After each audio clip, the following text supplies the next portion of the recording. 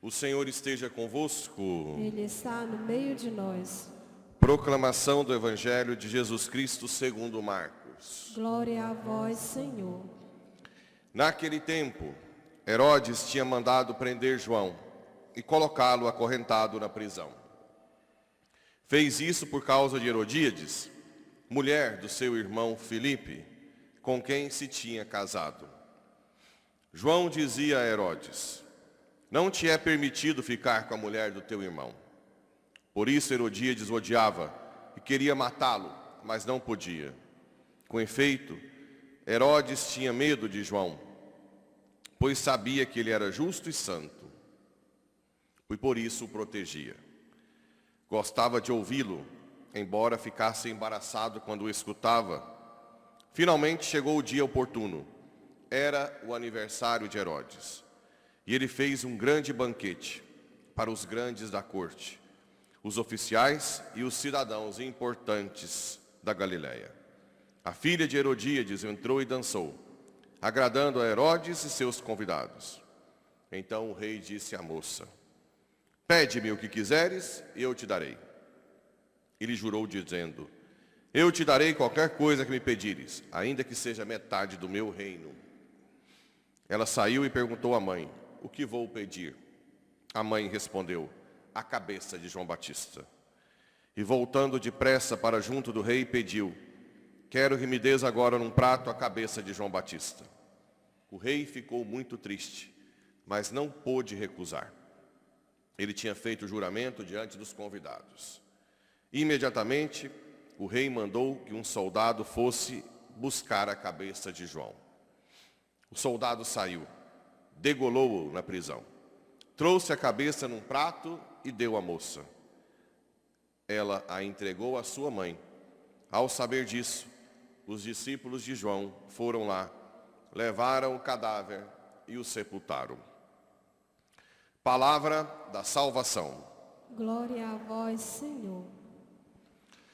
Caríssimos irmãos e irmãs também que nos acompanham pelas redes sociais, hoje esse grande profeta nos dá vários exemplos de como ser um grande homem nesse mundo, não deixar passar batido.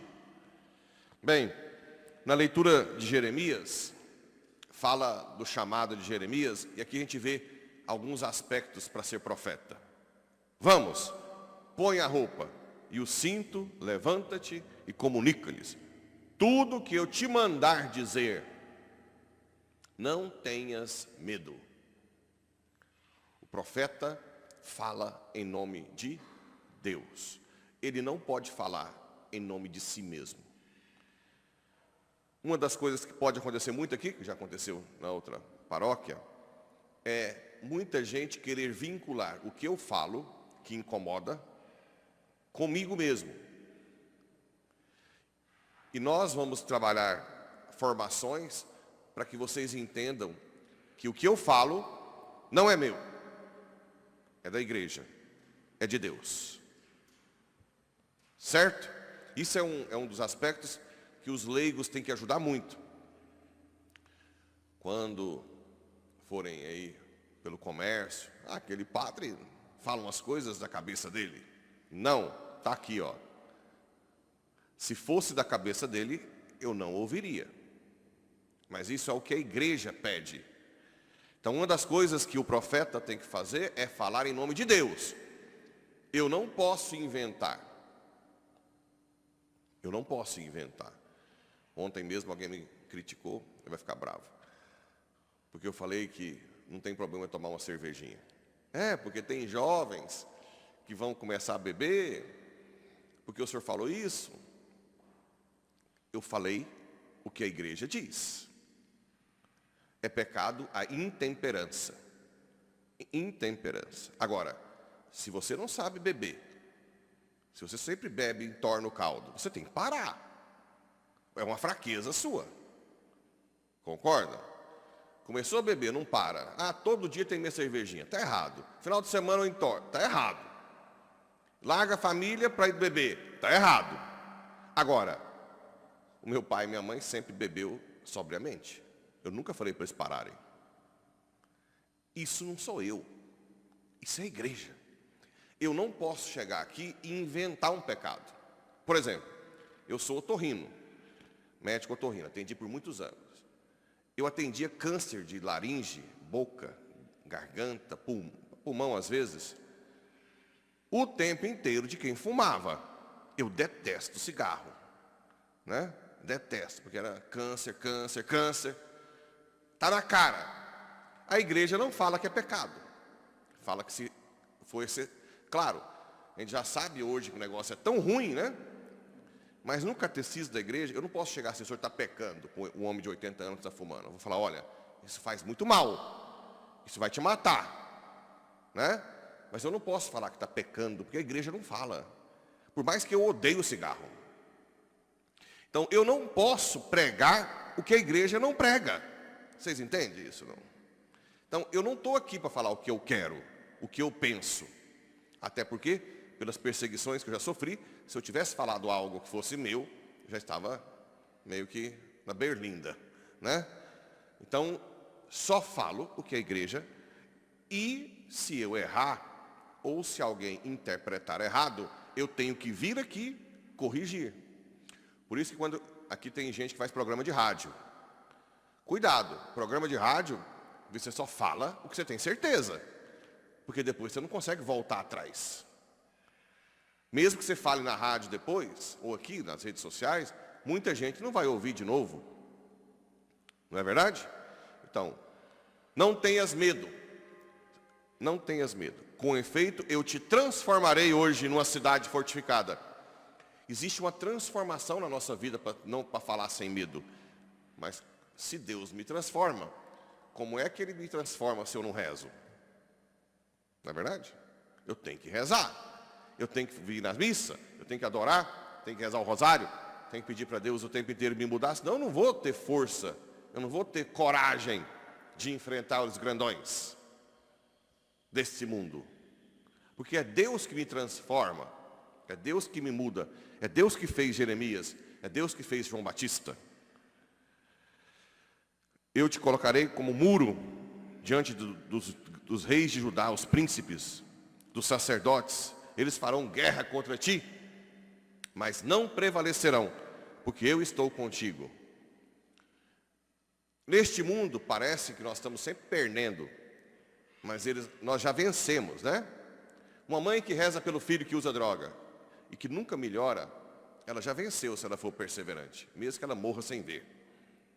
Se ela perseverar na fé e morrer perseverando, Deus põe esse filho dela no céu. Eu garanto. Porque ela perseverou. Porque ela já venceu, né? E às vezes ela morre e não vê o filho mudando de vida. Ontem, tem um jovem de Iporá que me rasgou o coração. Ele era uma pedra bruta, daquelas brutas, né? Até se julgava ateu.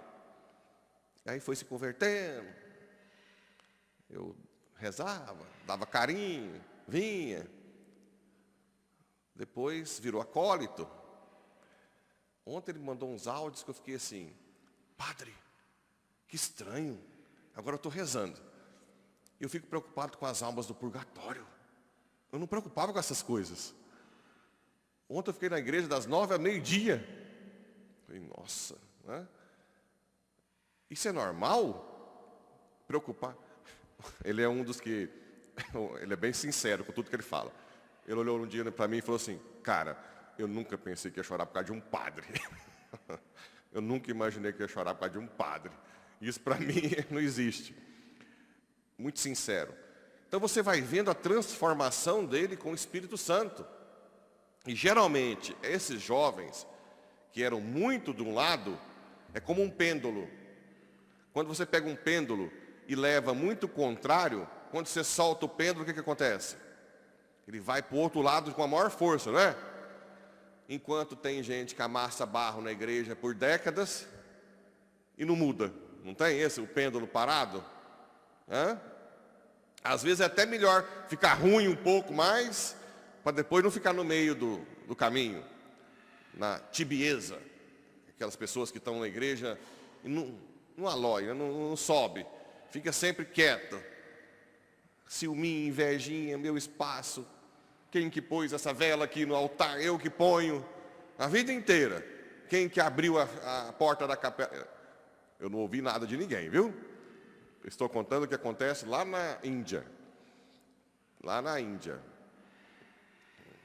Cazaquistão, Laos, Japão. Mas pode ser que aconteça aqui também. Né?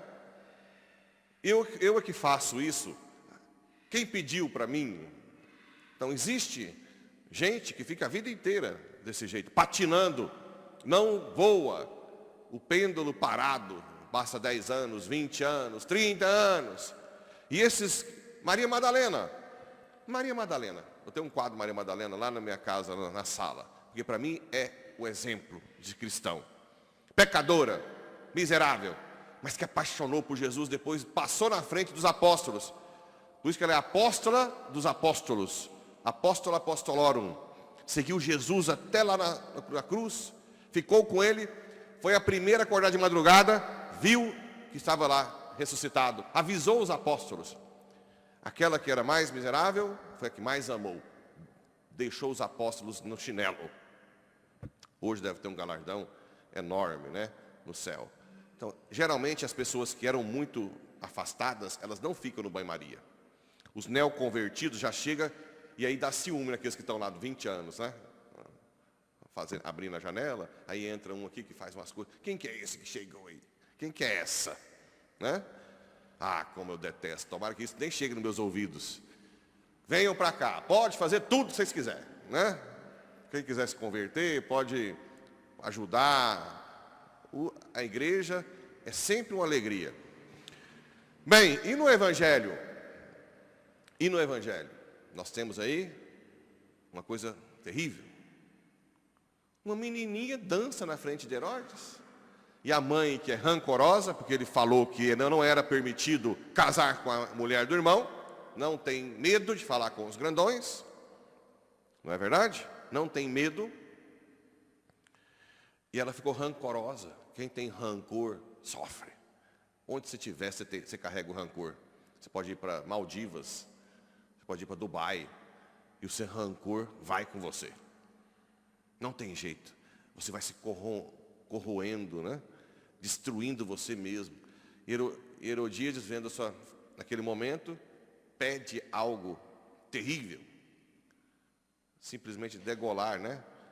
Decapitar João Batista por causa de um rancorzinho, porque não conseguiu engolir a verdade que ele disse.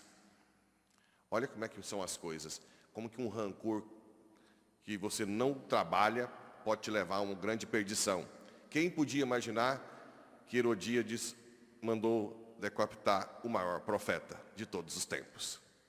Que azar, hein? Que azar, por causa de um rancor.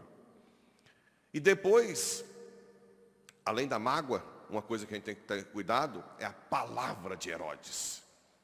Uma menininha dança na frente dele, me pede o que quiseres, ela pede uma coisa absurda dessa, ao invés do retardado chegar e falar: você está pedindo coisa que não deve pedir, porque vida não se vê. Não, mas a minha palavra diante dos convidados. Onde que está esse Herodes hoje? Onde? Primeiro os vermes comeram, depois nem sei se sobrou osso. Nós não somos nada.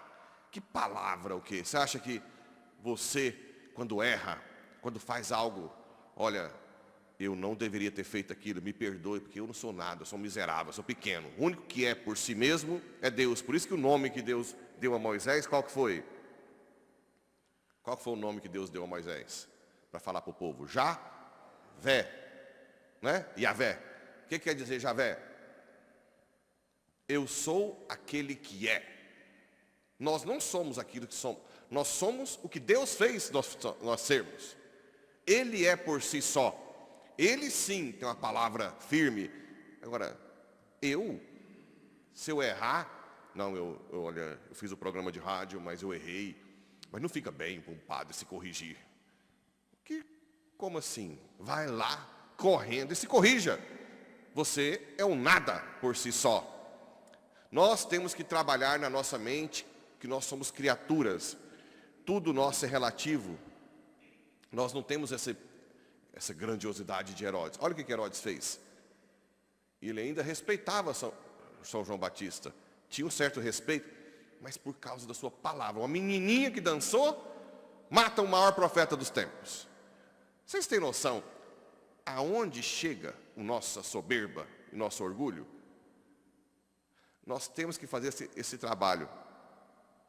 As irmãs entraram lá em casa e viram a decoração da mesa do meu aniversário, o último aniversário que eu fiz lá na paróquia. E era um grandão assim, eu não presto, né? Aí depois embaixo, tudo que eu tenho de bom vem de Deus. Aí a irmã diz, isso é uma verdade, né? Isso é uma verdade. Nós não prestamos. Nós temos que botar na cabeça uma coisa, para não errar como Herodes errou. Tudo de bom vem de... Tudo de ruim vem de onde? Nós mesmos. Então, quando eu errar, sou eu mesmo. Pode até fazer correção fraterna, padre, não ficou bem aquela postura, aquela fala.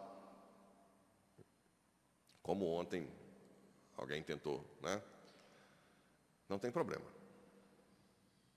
Tudo de bom é quem? Deus. Se eu fizer algo de bom, dê glória a Deus, porque é Ele que faz. Madre Teresa de Calcutá, a irmã da Índia, só que ela morava no norte da Índia, lá no meio dos hinduístas, não é? Madre Teresa, quando olhava o povo fedendo na rua, morrendo, o povo falava, irmã, mas como é que a senhora consegue fazer isso? Ela disse, eu, por mim, jamais faria. É Cristo que faz em mim. Eu não faria isso jamais. Não é? Então, os santos, a primeira coisa que ensinam é isso. Tudo que eu faço de bom. Então, a diferença é, quando você faz uma caridade grande, não sei, uma visita num presídio, que você nunca faria, ao invés de você chegar aqui e falar, Jesus, olha como eu sou boa, como aquele publicano, né? Você chega aqui e fala assim, Jesus, obrigado. Sem a tua graça, eu jamais faria isso. Só a tua graça me basta.